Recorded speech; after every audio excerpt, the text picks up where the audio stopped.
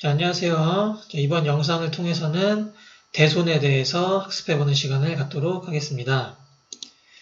자, 먼저 대손은 우리 채권에 대해서 발생할 수 있는 손실인데, 자, 그럼 채권은 뭐냐? 바로 받을 돈이죠.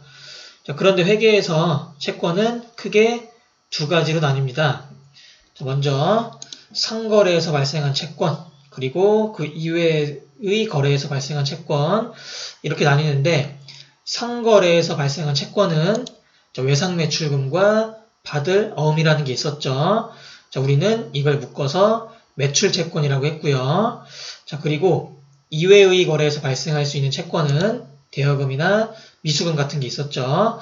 그래서 일반적으로 그냥 대손이라고 하는 것은 외상매출금과 받을 어음, 즉 매출채권에 대해서 발생하는 것이고, 대여금과 미수금에 대해서 발생하는 대손은 기타의 대손이라고 할 건데, 우리는 매출채권에 대한 대손을 학습할 것입니다. 그런데 대여금이랑 미수금에 대해서 발생하는 대손도 용어만 다를 뿐이지 원리는 같으니까 참고로 그렇게 알고 계시면 될 것 같습니다.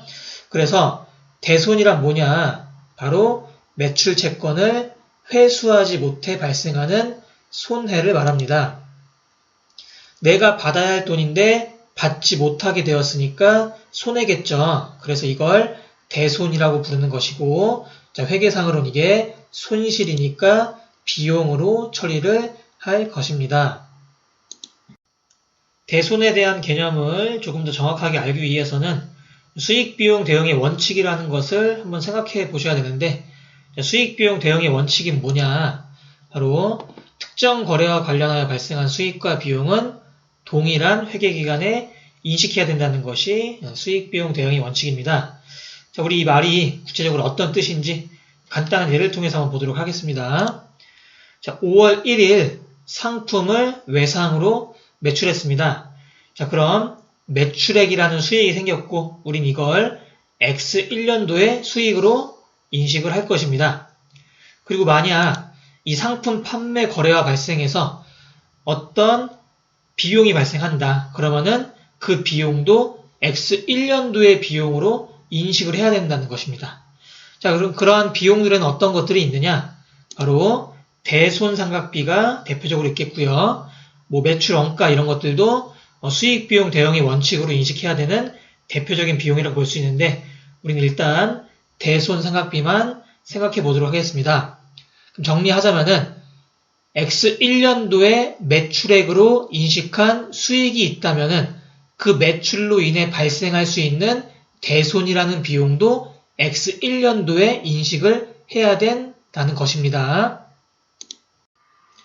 그래서 5월 1일 날 외상으로 매출을 했고, 이때 발생한 수익 당연히 X1년도에 인식하는데, 만약 이 외상 매출 대금을 X2년도 3월 1일에 못 받았다, 즉 대손되었다라면 하나의 거래로 인해 발생한 수익과 비용을 인식하는 회계 연도가 달라지게 되겠죠. 그래서 이것을 최대한 일치시켜주기 위해서 X1년도 결산일에 5월 1일 발생한 외상매출금에 대한 대손액을 예상해서 회계 처리를 해주는 것입니다.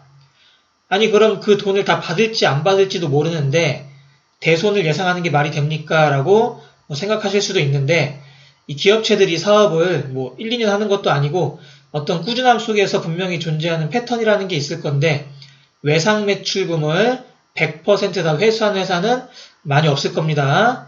이건 내가 받고 싶다고 받는 게 아니라 갑자기 거래처 부도나고 그럴 수도 있는 거니까, 그래서 내가 가진 채권을 100이라고 한다면은 이 중에서 평균 1%에서 2%는 못 받더라. 아마 그런 게 경영을 하다 보면 경험으로 축적이 되어 있겠죠. 그래서 그걸 생각하면서 결산일에 대손을 예상해서 회계 처리하는 것입니다. 아시겠죠? 그래서 정리하자면은 X1년도 5월 1일에 발생하는 매출액이라는 수익에 대해서 X1년도 결산일에 못 받을 돈을 예상, 즉 대손을 예상해서 회계 처리를 해야 된다는 것입니다. 자, 그럼 대손 예상의 회계 처리 과정이 어떤지 한번 보도록 하겠습니다. 자, 먼저 결산일 현재 매출 채권의 잔액을 파악합니다. 자, 그리고 대손 예상액을 추정하는데 일반적으로 매출 채권 잔액의 1%, 2% 같은 표현이 나올 것입니다. 그리고 이걸 자, 우리는 대손 예상률이라고 부를 것입니다. 자, 그럼 매출 채권 잔액이 파악이 됐고 대손 예상률도 알았으니까 이제 대손 예상액이 얼마인지 알 수 있겠죠? 세 번째로 대손 예상액만큼 대손 충당금이라는 것을 설정을 해줍니다. 그리고 마지막으로 대손 충당금이 설정이 된다는 것은 그만큼 우리한테는 이익일까요? 손해일까요? 당연히 손해겠죠. 그래서 비용이 발생할 것인데 그 비용을 우리는 대손상각비라고 부를 것입니다. 자, 이런 과정을 통해서 대손을 예상하게 되는데 회계처리 예시를 보면서 정리해 보도록 하겠습니다. X1년 결산일 현재 외상매출금 잔액은 100만원인데 대손 예상률은 2%로 추정하다라는 문제가 있습니다. 자, 아까 본 순서대로 한번 생각을 해볼게요. 자, 먼저 외상매출금 잔액에 대해서 대손 예상률을 곱해서 얼마의 대손을 예상하는지 알아야겠죠.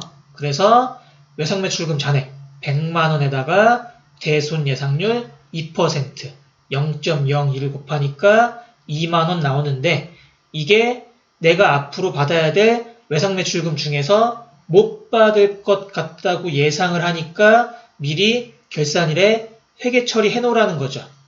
그래서 내가 못 받을 거라고 예상하는 즉 2만원의 대손 예상액만큼 아까 뭐가 있어야 된다고 했죠? 바로 대손 충당금이 있어야 된다고요. 일단 이거 대변에 기입을 해줍니다. 자, 이 대손 충당금이라는 계정 과목에 대해서는 조금 이따가 다시 설명을 드리도록 하겠습니다. 자, 그리고 대손 충당금이 설정된다는 것은 그만큼 우리한테는 이익이라고요? 손해라고요?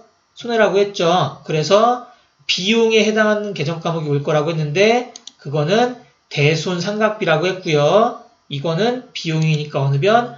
차변에 기입하면 되겠죠. 자, 그래서 우리가 실제로 분계까지 한번 해보도록 할게요. 자, X1년 12월 31일 결산일 현재 외상매출금 잔액은 150만원이고요. 대손 예상률은 1%입니다. 그럼 먼저 우리 대손 예상액을 구해야겠죠. 대손 예상액은 150만원 곱하기 1%니까 0.01에서 얼마? 15,000원. 자, 15,000원만큼 대손을 예상하니까 이만큼 뭐 설정하라는 얘기예요? 대손 충당금 설정하라는 얘기죠. 그래서 자, 어느 변으로 대변에 대손 충당금 15,000원 설정해주고 이만큼 또 손해니까 차변에 뭐가 나와요? 대손상각비라는 비용 나와서 손실을 인식해주는 거죠. 자, 그런데 우리 대손 충당금에 대해서 한번 잠깐만 생각해 볼게요. 자, 우리가 지금 외상매출금을 실제로 못 받는 건 아닙니다. 그래서 대변에 외상매출금을 기입해서 실제 잔액을 감소시키면 안 되지만 앞으로 이거 못 받을 수도 있는 것이다라고 회계정보 이용자에게 알려주기 위해서 외상매출금이라는 자산을 차감하는 형식으로 표현을 해주는데 이때 설정해주는 계정 과목이 대손충당금입니다. 그래서 대손충당금이라는 것은 외상매출금, 즉 자산에 대한 차감적 평가 계정으로 재무상태표에도 이렇게 외상매출금의 잔액을 차감시켜주는 역할을 하는 계정 과목입니다. 아시겠죠? 그래서 이렇게 대손충당금 이외에도 감가상각 누계액이라는 것도 자산을 차감시켜주는 계정 과목이니까 참고로 기억해 주시면은 많은 문제에 도움이 되실 것입니다.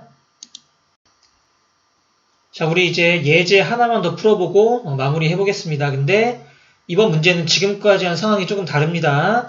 대손 예상액만큼 대손 충당금을 설정하라고 하는데 만약 대손 충당금 잔액이 있다면 어떻게 해야 할지에 대해서 한번 생각해 보도록 하겠습니다.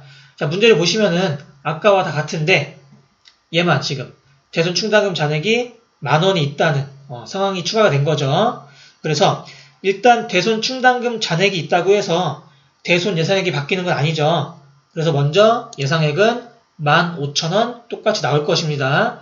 그럼 나는 15,000원만큼 대손 충당금이 필요하다는 얘기인데 이미 10,000원이 있으니 나는 15,000원 다 대손 충당금을 만들 게 아니라 부족분만, 즉 얼마만 10,000원을 차감해서 5,000원만 추가로 설정해주면 된다는 얘기입니다.